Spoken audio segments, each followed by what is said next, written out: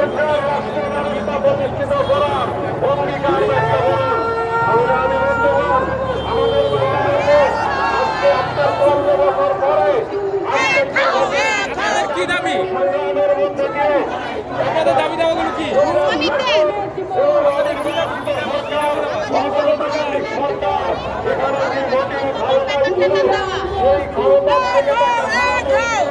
একটি গণতান্ত্রিক ব্যবস্থা প্রতিষ্ঠিত করার সংগ্রামকে মানুষ প্রাধান্য দিয়ে যে লড়াই করেছে, সেই লড়াইয়ে নিহত হয়েছে তার বেশি সংখ্যক মানুষ হল শ্রমিক। সেই শ্রমিকরা জীবন দিয়ে তার গণতান্ত্রিক অধিকার প্রতিষ্ঠিত করার জন্য যে লড়াই করেছে, আজকে সেই লড়াইয়ের যে ফলাফল তা শ্রমিকরা ভোগ করতে পারছে না। আগামী দিনে আমাদের জানেন, আমাদের নেতা পূর্ববর্তী আপনার ওই জুলাইয়ের আন্দোলন করতে গিয়ে 19 জুন এই পরিকল্পিত তাকে হত্যা করার জন্য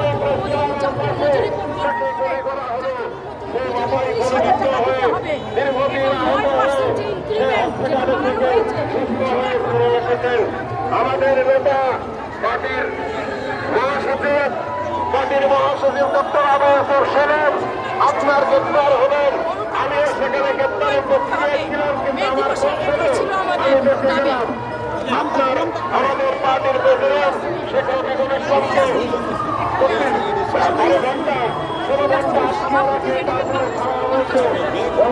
আজকে আমরা সেই রাষ্ট্রের কাছ থেকে আমরা যে নির্বাচন প্রত্যাশা করছি, সেই নির্বাচন সুষ্ঠুভাবে হবে কিনা সেটা আমি জানি না, কিন্তু নির্বাচন হওয়ার পরে কি হবে, নির্বাচন হওয়ার পরে কি এই যে সুবিধা বঞ্চিত 90% মানুষ, যে নারীর প্রতিনিধি, যে কৃষকের প্রতিনিধি, যে শ্রমিকের প্রতিনিধি, আইনজীবীর প্রতিনিধি, শিক্ষকের প্রতিনিধি পার্লামেন্টে যাবে কিনা, আজকে ভেয়ার যাবে।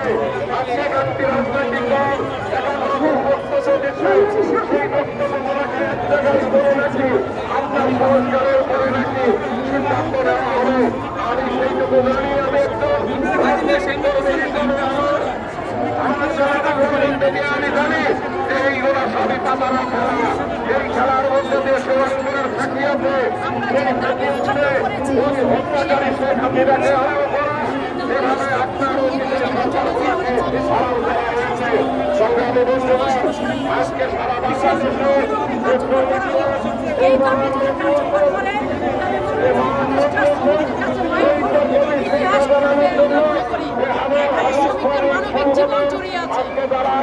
অবশ্যই কর্মক্ষেত্রে আমরা বৈষম্য শিকার, আমাদের মজুরি 6 মাস নেতৃত্বকালীন ছুটি, এক দেশে 2 আইন, শ্রমিকরা কিন্তু শ্রম আইনে 4 মাস রোজগার পায়, 6 মাস পায় না। এই দিক থেকে বৈষম্য। এছাড়াও আমাদের দেখেন বেতনের কাঠামোর দিক থেকে যারা মাথায় কাম করে ফেলে অক্লান্ত পরিশ্রম করে দেশের শ্রমিক চালিকা সফল করায়, অথচ সেই শ্রমিক আজকে বৈষম্যের শিকার। আজকে হাঙ্গামা দিয়ে তাদেরকে জেলে নিয়ে যাওয়া হচ্ছে, কোথায় কোথায় শ্রমিক ছাঁটাই করা হচ্ছে। আমরা রাষ্ট্রকে বলতে চাই,